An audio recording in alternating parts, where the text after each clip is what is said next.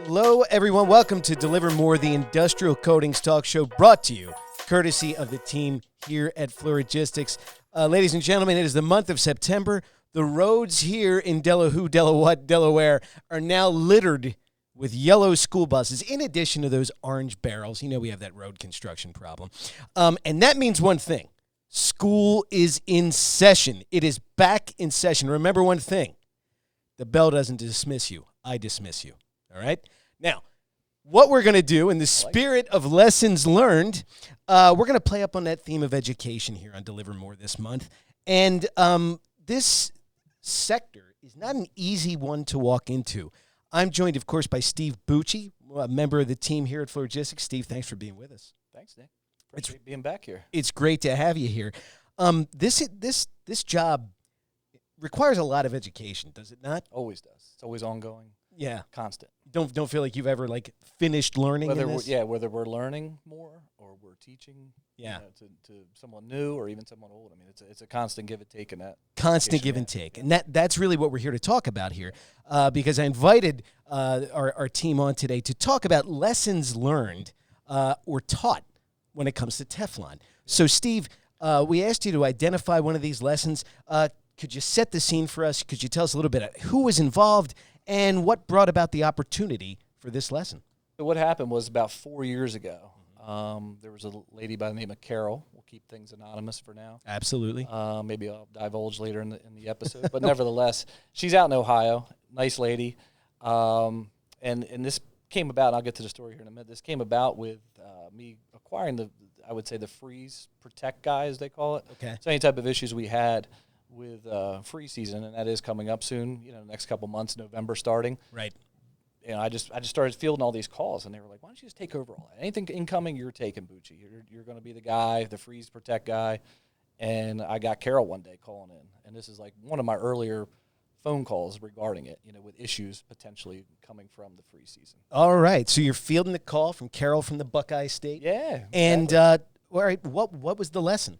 So the lesson was how to handle possible damage that could be done to, our products, the Teflon, water-based primarily, with, the cold winter season months.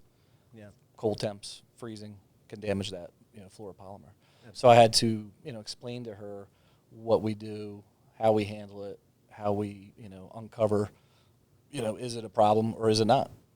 Is it okay to use, is it not? So there was a bunch of, Q&A that we had to go through for that. All right, bunch of Q&A. Yeah.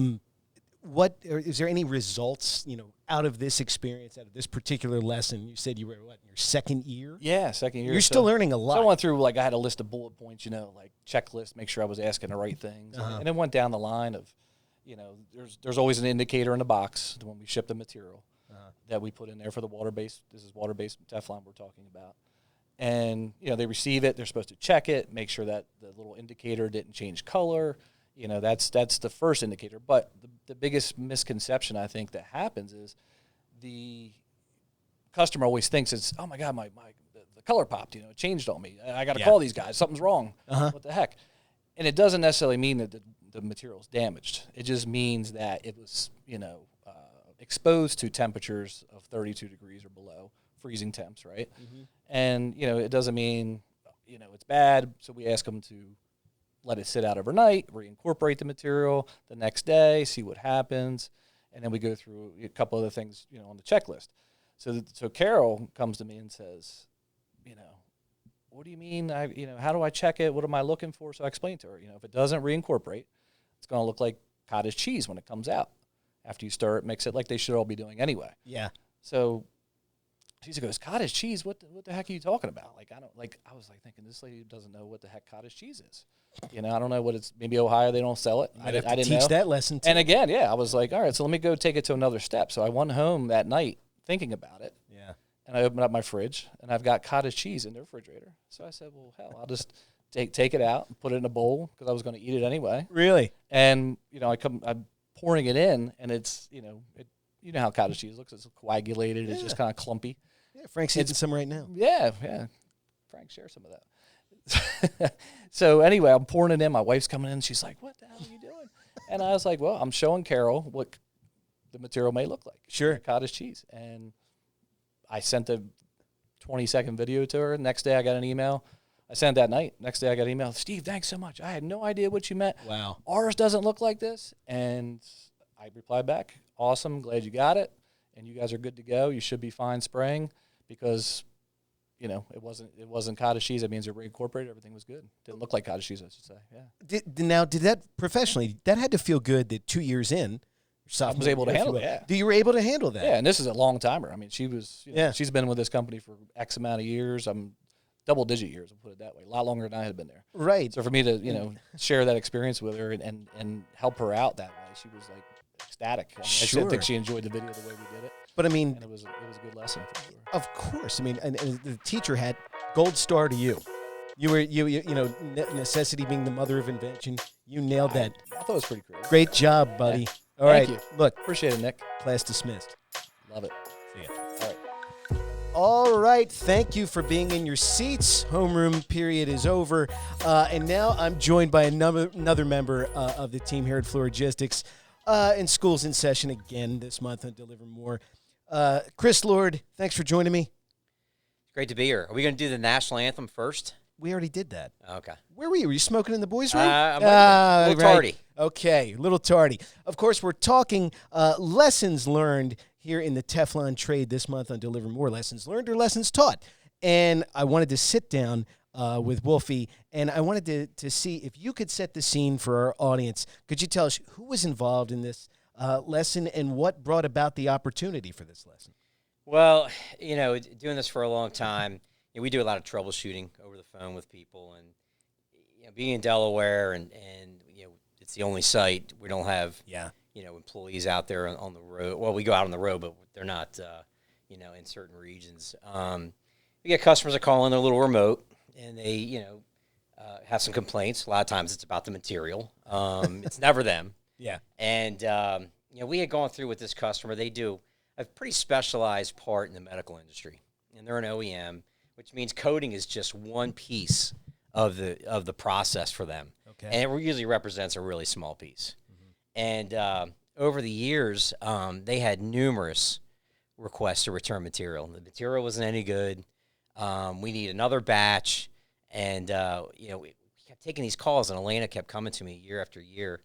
And I was like, I got to go out there. So I basically contacted them and said, I'm going to come out and see you and see the process and get a better feeling as to what you guys are doing. Okay. Which they were open to. So the lesson learned here is, like, you got to let your guard down. Let another, third party, somebody that's got an unbiased opinion come in and check out what you're doing. Yeah. And, maybe make some suggestions or whatever it might be. Make some suggestions, but you find that people sometimes, letting the guard down is pretty difficult for some of the people. Well, it is. I mean, a lot of people don't want to take instruction from maybe their peers. Yeah. So, somebody else comes in, enters the room, and, I'm a Teflon expert, so to speak. Yeah. They're more prone to listen. Yeah. As far as, what you take out of that and what's the result of that lesson, it's got to make you feel a little bit more confident, a little bit more sure of yourself in the industry, right? Oh, there's no doubt. Plus, there's a lot of things that come with it. Now I know how they process. I can see how they do things there. I get to meet the person who actually was managing the process, who was somewhat insulated from the incidents that were happening. Yeah. This person would just complain that the material wasn't, applying correctly, and would pass that along to somebody else. Yeah. And then they would talk to me. So, when we go on site and we get that access, we're there for a while. Like, I'm not trying to book a whole bunch of appointments and go see people, give you 5 minutes and be like, hey, I got to run. Yeah, get to the next guy. Yeah. So the beauty of it is we identified the problem. They were utilizing a pressure pot that didn't have an agitator, so the material was settling out. And then they would come back from lunch or whatever and start, running the application again. And all of a sudden the results are off the charts bad. And the material falls out of suspension. If it just sits, it's only got a pot life for so long, and it will separate. And that's what was happening. Wow. And I mean, I had them on the phone literally trying to order another pressure pot while I was there. Wow. Because the one that they had didn't have an agitator, and that's what they had been using forever. Okay. So I don't think we've ever gotten another request to return material from this customer. It's probably been 5 or 6 years since I've been there. Wow, that's outstanding work. Yeah. Good job. I got to give another gold star out today here in class. Well, I want to thank you for joining us. I'm going to write you a hall pass. Take your time getting to the next class. Awesome. Thanks for being here. All right. Welcome back from lunch, everybody. I'm sorry for the delay. It seems that someone in the cafeteria started a food fight that may or may not be joining me right now, Mr. Patterson. I did not start it. I ended it. All right. Be clear. Well, the demerits will be flying. Look, we're talking lessons learned or taught through the Teflon industry this month here on Deliver More. And Mike Patterson, you've been kind enough to join us. Mike, if you could give us your lesson that you either learned or one that you taught, set the scene for us. Who was involved, and what brought this opportunity up? I think in terms of and I love this episode and the idea, so it was fun for me to think about what's something that shaped either my career or how I approach the business. And I thought a lot about it, and I think one of the things that really helped me getting started was being on the road and meeting with people and understanding what they did that made them successful. And I would ask virtually everyone I met with, the owners, managers, whoever it was, is why are you good at what you do? What do you think's been the 2 or 3 biggest things that have helped you grow your business over the years? So it was cool to kind of compile all that and see it in context in their facilities, see what their businesses do, and then actually see which ones over the next 5 or 10 years continue to put those things into place. And so sometimes it was lip service, other times it was not. So that was really the kind of the background of this, and it allowed me to get a lot of perspective on what helped businesses truly grow and be successful in not just this industry, the coatings world, but in a lot of other industries that I've seen also. Excellent. Okay, so do you set the stage for us? Tell us about this lesson. Well, the lesson's pretty simple, Nick, and I think it's as simple as complacency is the cancer of a business.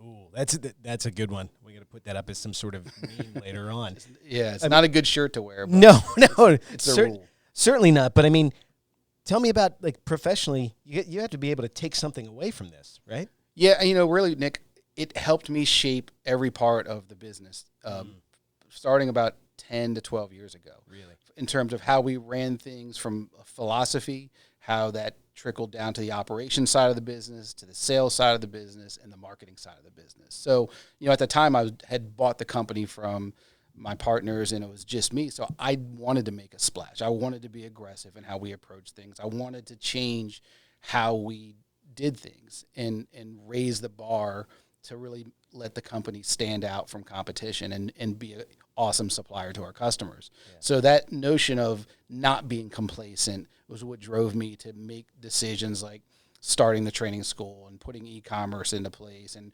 redoing the website 2 or maybe 3 times by the time, getting to where we are now. So that kind of stuff, like going after new markets, having salespeople continue to go out there.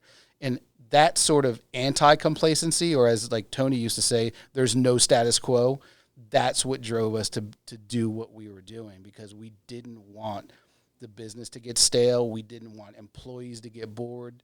And it's almost like, it's like that championship culture. When you read about like stuff like the Chicago Bulls or the LA Lakers or the Celtics, when they had those years where they would win multiple titles, there was a culture and a mindset that started from the top and went throughout the organization, even the guy that was doing laundry probably. He's probably the best goddamn folder there ever was. So no, and that's why the new guy, when he comes in, has to step up to that level. Yeah. Because that's just the expectation. That's the standard. Yeah. So it's kind of like that, and that was the cool part for me, is seeing like this isn't just about what I'm doing or maybe a couple of people are doing.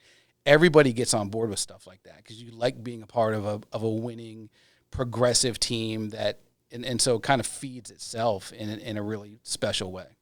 Very, very nice. Well, Mike, I have to say, as a former teacher, I appreciate your honesty. And I'm going to let you go without a detention today. Is that okay? Right. But if you see that Frank, tell him no football practice till I get his homework. All right. Mike, thanks for joining us this month on Deliver More. Always a pleasure. Guys, we're going to see you next time. We hope you enjoyed the back-to-school edition of Deliver More, talking lessons learned through the Teflon trade. So I want to thank the team here at Fluorogistx and the wonderful team at Intech MKT. for their work here on this episode. We're going to see you again in the month of November. So thanks so much. Bye-bye now.